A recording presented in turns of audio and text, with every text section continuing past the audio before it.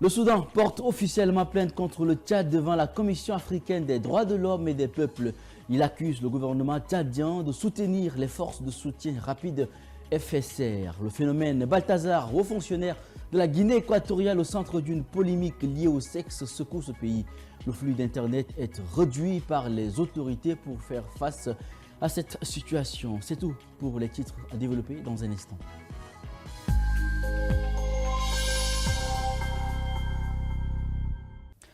Mesdames et messieurs, bonsoir et bienvenue sur Tchad Info TV. Le Soudan a annoncé samedi 2 novembre 2024 dans un communiqué publié sur la page officielle du porte-parole du gouvernement avoir déposé vendredi une plainte officielle contre le Tchad devant la Commission africaine des droits de l'homme et des peuples.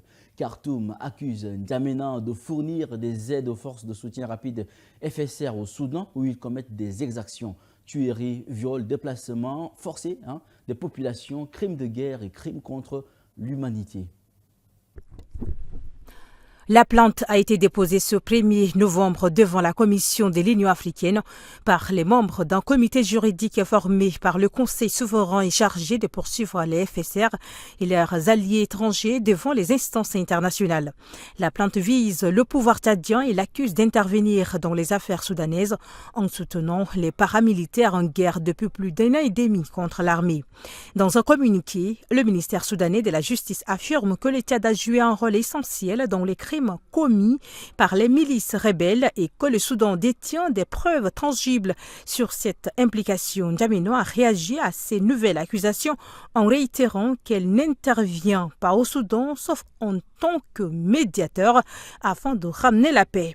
Le 29 octobre, le représentant du Soudan auprès des Nations Unies a déclaré que les 30 camions d'aide humanitaire acheminés vers le Soudan depuis le Tchad étaient sous la protection des FSR, mais qu'en réalité, ils transportaient des armes sophistiquées pour eux. La diffusion virale sur les réseaux sociaux de plusieurs vidéos montrant un haut fonctionnaire en plein débat sexuel dans son bureau agite la Guinée équatoriale. Cette situation pousse les autorités à réduire le flux d'Internet et à annoncer de possibles sanctions. Dans ces vidéos, on reconnaît le directeur de l'Agence nationale d'investigation financière, Balthazar Eban Engonga, avec différents partenaires, dont des épouses des dignitaires, dans son bureau au ministère des Finances. Le vice-président de Guinée équatoriale, Théodore Nguema Obiang Mangue, a annoncé lundi 4 novembre sur son compte X que le gouvernement allait procéder à la suspension immédiate de tous les fonctionnaires qui ont eu les relations sexuelles dans les bureaux des ministères, car cela constitue une violation flagrante au code de conduite et de la loi sur l'éthique publique. Ce n'est pas la première fois que des vidéos pornographiques impliquant des fonctionnaires fuitent sur les réseaux sociaux, mais l'affaire a pris une ampleur inédite du fait de la notoriété des protagonistes. La semaine dernière, Théodore Nguema Obiang Mangue avait déjà annoncé sur X avoir donné 24 heures au ministère des Télécommunications et Nouvelles Technologies, entreprises de téléphonie et organes de régulation des télécommunications pour trouver une mesure visant à freiner la diffusion des vidéos pornographiques qui inondent les réseaux sociaux de Guinée équatoriale. Il s'agit des femmes mariées qui participent et s'enregistrent dans des actes qui dégradent leur réputation et leur dignité. En tant que gouvernement, nous ne pouvons pas continuer de voir les familles se détruire, a dit le vice-président en charge de la défense et de la sécurité surnommé Bello. Du fait de son physique avantageux, Balthazar Eban Engonga, marié et père de famille, est le fils de Balthazar Engonga Edjo, l'actuel président de la Commission de la Communauté économique et monétaire de l'Afrique centrale. Il est apparenté au président de la République. Les sextapes ont fuité sur les réseaux sociaux alors qu'il avait été placé en détention préventive à la prison Black Beach de Malabo dans une affaire de détournement des fonds publics. Selon la télévision d'État, la période à laquelle les vidéos ont été tournées n'est pas connue. Le procureur général de la République, Anatolio Zangema, a assuré à la télévision nationale que si les examens médicaux révélaient qu'il était infecté d'une maladie sexuellement transmissible, il serait poursuivi pour délit contre la santé publique. Cérémonie de passation de pouvoir au Botswana ce lundi 4 novembre. Le nouveau président Duma Boko est entré officiellement en fonction. Dans son discours, il a salué une transition démocratique sans drame, sans appréhension ou acrobatie sous l'approbation de Mokwetsi Masisi, président sortant. Le nouveau président en a profité pour mettre en avant la démocratie de son pays. C'est vrai qu'au terme d'une élection qui a détrôné un parti au pouvoir depuis 1958, on a été habitué à autre chose. Et c'est justement pour se féliciter de cette transition paisible que Douma Boko, président nouvellement élu, a fait l'éloge de la démocratie botswanaise. Son Excellence a-t-il déclaré en référence au président sortant, m'a appelé et m'a assuré qu'il céderait le pouvoir et nous voici aujourd'hui sans aucune appréhension et sans acrobatie. Il est vrai qu'avant même l'annonce des résultats complets, le président sortant Mokgweetsi Masisi avait déjà reconnu sa défaite. Aujourd'hui, à l'occasion de la passation du pouvoir, il l'a encore rappelé en déclarant que son parti doit désormais apprendre comment être une minorité d'opposition. Sur un total de 61 places, le parti sortant a remporté 3 sièges, loin derrière les 31 de l'Alliance de gauche menée par Douma Boko. C'est dans ce contexte que ce dernier a tenu à marquer la différence entre son pays et les autres, car pour lui, si nous étions dans d'autres pays, nous serions plongés dans des troubles civils, les sortants refusant d'accepter les résultats. Dimanche 3 novembre, la porte-parole du gouvernement du Rwanda a démenti sur le réseau social X l'implication de soldats rwandais dans la répression par la police de manifestations faisant suite aux élections présidentielles et parlementaires mozambicaines du 9 octobre. Cette élection accorde une large victoire au Frélimo, parti au pouvoir depuis 49 ans.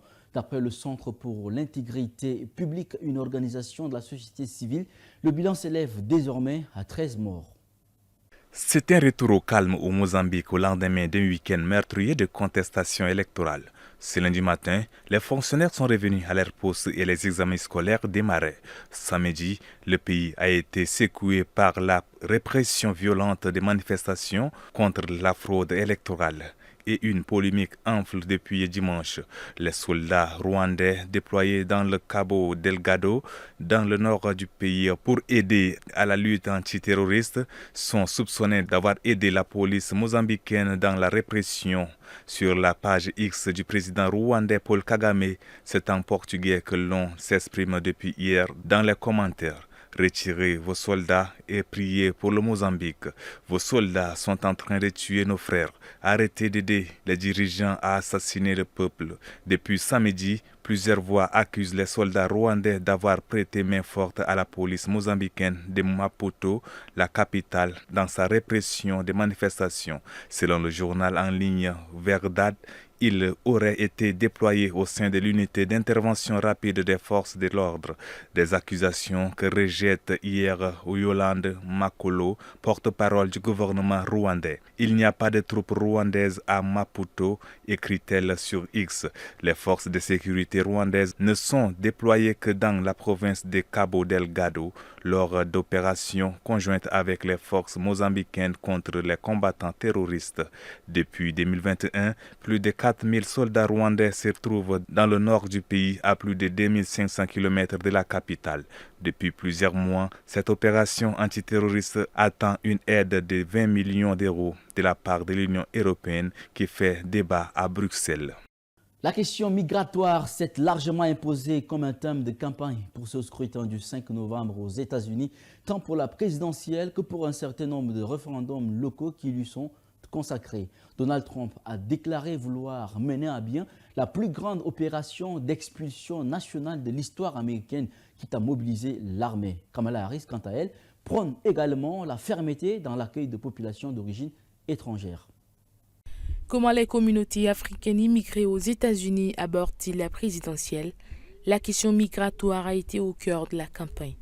Selon un sondage Gallup, 6 Américains sur 10, dont une majorité souhaitent une réduction de l'immigration, et c'est la première fois depuis 20 ans.